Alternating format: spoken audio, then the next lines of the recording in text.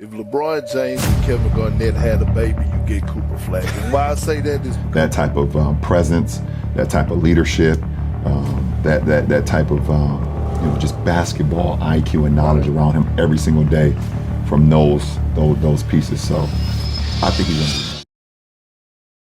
Cooper Flagg dropped 51 points in a single game at 19 years old on a miserable 26-win team with an absolutely empty roster and a fan base that was still furious over a past trade. He single-handedly dragged that entire team forward and still secured Rookie of the Year anyway. But here's the real question nobody's asking right now. What happens when you finally build something real around a kid like that? Because Masai Ujiri spent this entire offseason completely restructuring everything to build a real powerhouse around him in Dallas. And if you think it's just hype, wait till you hear how these new beasts they just drafted are about to turn him into serious contenders overnight. Because people keep talking about Cooper's highlights and the records and the Rookie of the Year trophy, but nobody's really talking about what that season actually looked like from the inside. The kid was playing on a roster where Anthony Davis got traded to Washington mid-season. The paint was stacked on literally every single possession because defenses knew nobody else on that team could beat him. And as if that wasn't bad enough, the kid was basically asked to be the entire offense every single night at 19 years old. And he still managed 21 points, 6.7 rebounds, and 4.5 assists. Still became the first player since Michael Jordan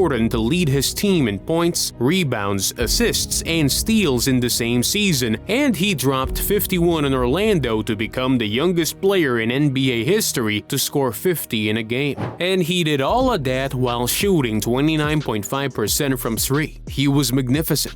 But he was completely alone. So when Masai Ujiri joined the Mavericks as the new president on May 4th, he saw a 19-year-old carrying a franchise on his back with no support from anywhere. And that had to change immediately. The crazy thing is, Ujiri is not the kind of guy who fixes things slowly.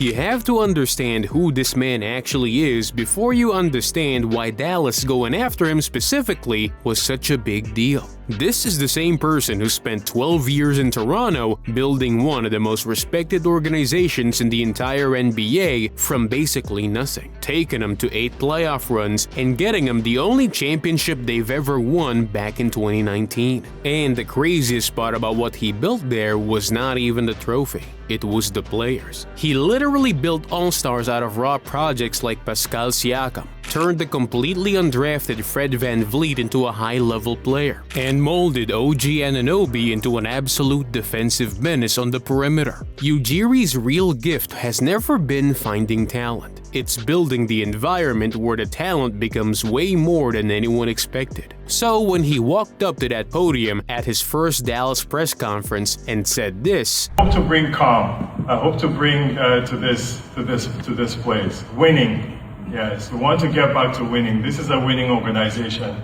We want to get back to that. And every single person in that building understood exactly what he meant, because calm was the one thing this franchise had been missing since the Luka trade blew everything up. But calm was not gonna be enough. Cooper Flagg needed the right people around him on that bench too. And the next hire Ujiri made is the one that should genuinely excite every Mavericks fan right now. See, the Mavs had their pick of experienced NBA coaches, guys who had been in playoff series, guys who had managed superstars, guys who knew exactly what winning at this level looked like. But they went to college basketball instead. And luckily for them, Dusty May had just coached Michigan to a historic national championship during a dominant 37-3 season, meaning the man was sitting on top of the college basketball world and had absolutely zero reason to go anywhere. But then Dallas execs ran into him at the NBA Draft Combine in Chicago, started picking his brain about prospects, and somewhere in that conversation, the question came up. Mentioned that,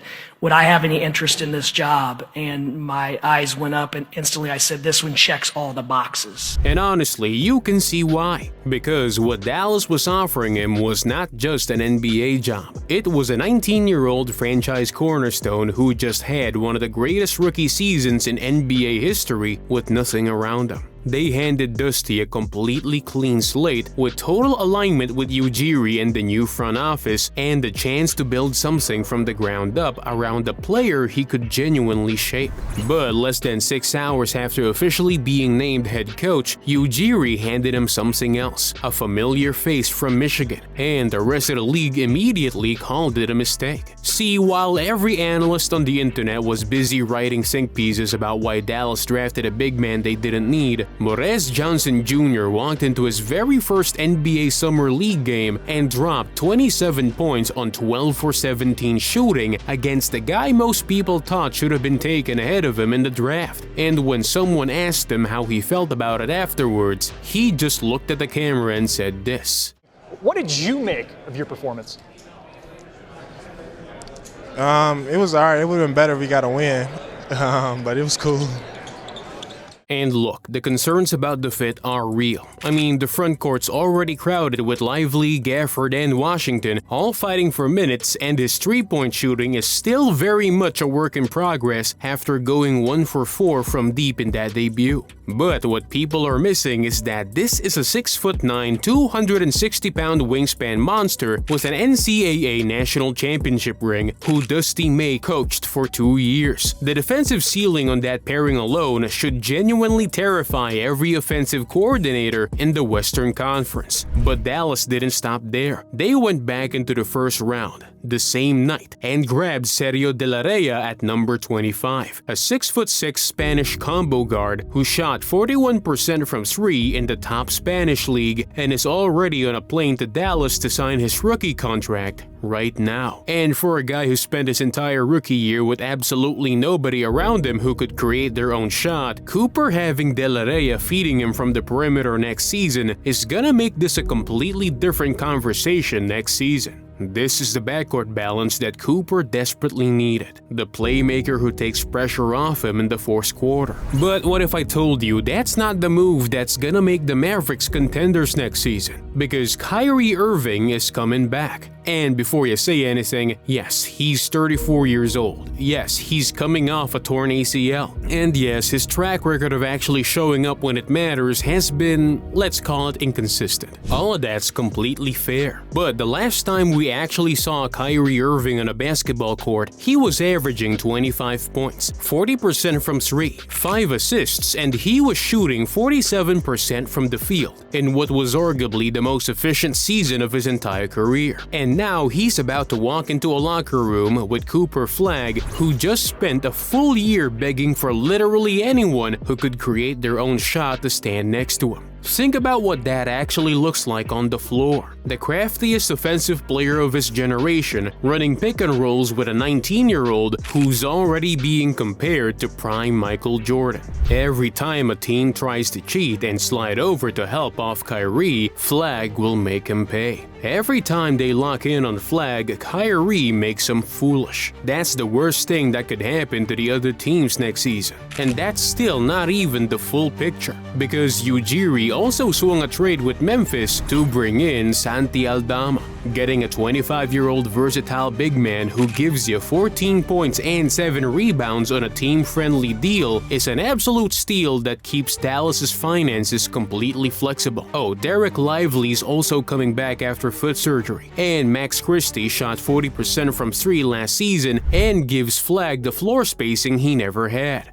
And Flagg, Johnson, and De La Rey are all still on rookie-scale contracts simultaneously, meaning Dallas has 3 young cornerstones locked in for pennies, while Ujiri still has room to keep building around them. This roster does not look like a team that accidentally stumbled into a franchise player anymore. It looks like something that was deliberately constructed. And the rest of the Western Conference is about to find out just how crazy things could get. However, let's be real for a second. Because if we're gonna talk about how strong Dallas could become, we also have to talk about what could still go wrong. And there's actually quite a bit that could go wrong. See, Kyrie's 34 years old, coming off a torn ACL, on a roster that's counting on him to be a difference maker from day one. That's not a small ask for a guy whose relationship with availability has been complicated, to put it generously. And even if he comes back completely healthy, the three-point shooting concerns around Cooper Flagg are real. 29.5% from deep is not a number you can just wave away. And if defenses figure out they can still sag off him from outside next season, then suddenly this whole offensive ability starts looking a lot less terrifying. The frontcourt situation's genuinely crowded too, with Johnson, Lively, Gafford, and Washington all fighting for minutes in a way that could create real friction if Dusty May doesn't manage it carefully. And Dallas has no draft pick for the next 4 years, meaning if anything goes seriously wrong, there's no safety net, no reset button, and no plan B. Those are legitimate concerns, and anyone telling you otherwise is just a joker.